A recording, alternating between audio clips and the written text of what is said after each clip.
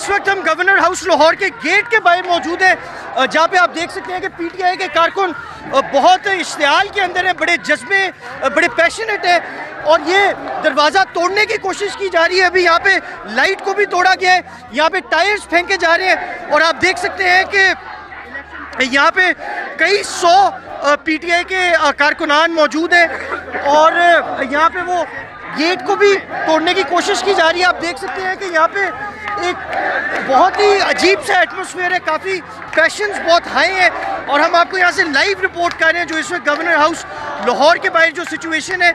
यहाँ पे अभी भी पुलिस की नफरी नहीं पहुँची, यहाँ पे अभी भी किसी ने इन प्रोटेस्टर्स को गवर्नर हाउस से हटाने की कोशिश नहीं की और आप थोड़ा सा पीछे देखें तो यहाँ पे आपको जलते हुए टायर्स भी नज़र आएंगे। तो बहुत ही ओवरऑल एक बहुत अजीब सी सूरत हाल इस वक्त गवर्नर हाउस लाहौर के बाहर हो रही है।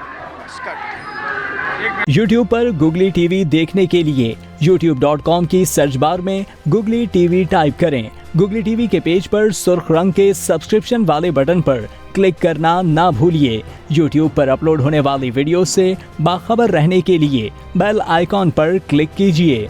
आपको हर नई आने वाली वीडियो के बारे में नोटिफिकेशन मौसूल हो जाएगा।